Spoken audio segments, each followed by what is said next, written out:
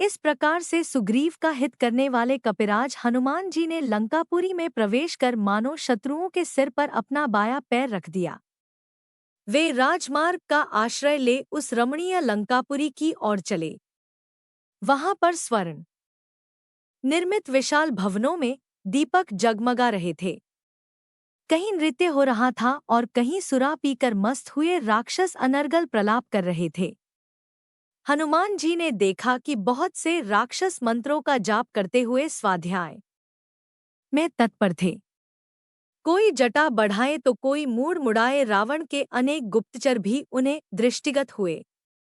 हनुमान जी ने नगर के सब भवनों तथा एकांत स्थानों को छान डाला, परंतु कहीं सीता दिखाई नहीं दी। अंत में उन्होंने सब ओर से निराश होकर रावण के उस राजप्रासाद में प्रवेश किया जिसमें लंका के मंत्री, सचिव एवं प्रमुख सभासद निवास करते थे। उन सब का भलीभांति निरीक्षण करने के पश्चात वे रावण के अत्यंत प्रिय बृहत्शाला की ओर चले। वहां की सीढ़ियां रत्नजटित थी। स्वर्ण निर्मित वातायन दीपों के प्रकाश से जगमगा रही थी। स्थान स्थान पर हाथी दांत का काम किया हुआ था। छतें और स्तंभ मणियों तथा रत्नों से जड़े हुए थे। इंद्र के भवन से भी अधिक सुसज्जित इस भव्य शाला को देखकर हनुमान चकित रह गए। उन्होंने एक और स्फटिक के सुंदर पलंग पर रावण को हुए मदिरा के मद में पड़े देखा, जो कि अनिंद्य सुंदरियों से घिरे हुए था। उसके नेत्र अर्धनिमीलित हो रहे थे। अनेक रमणियों के वस्त्राभूषण अस्तव्यस्त हो रहे थे और वे सुरा के प्रभाव से अछूती भी नहीं थी। वहां भी सीता को न पाकर पवनसुत बाहर निकल आए। फिर हनुमान जी ने रावण के अन्य निकट संबंधियों के निवास स्थानों में सीता की खोज की, किंतु वहां भी उन्हें असफलता ही मिली। तत्पश्चात हनुमान ने रावण की पटरानी मंदोदरी के भवन में प्रवेश किया। अपने शयनागार में मंदोदरी एक स्फटिक से श्वेत पलंग पर सो रही थी।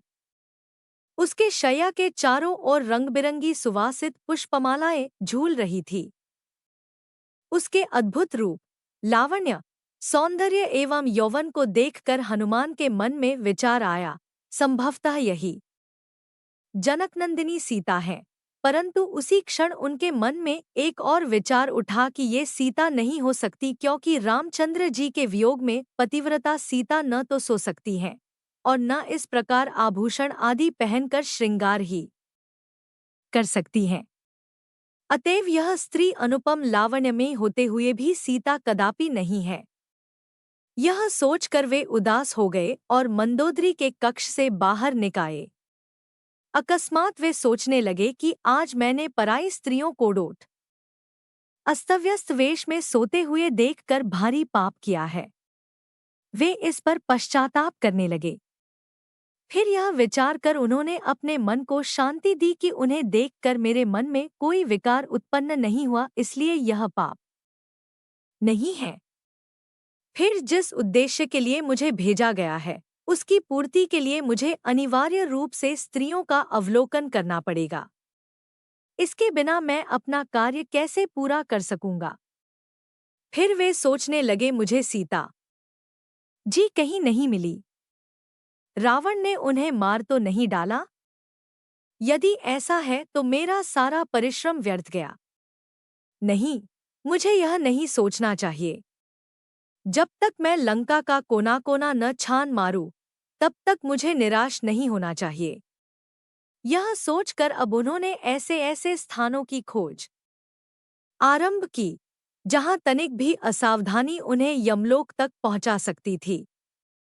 उन स्थानों में उन्होंने रावण द्वारा हरी गई अनुपम सुंदर नाग कन्याओं एवं किन्नरियों को भी देखा, परंतु सीता कहीं नहीं मिली।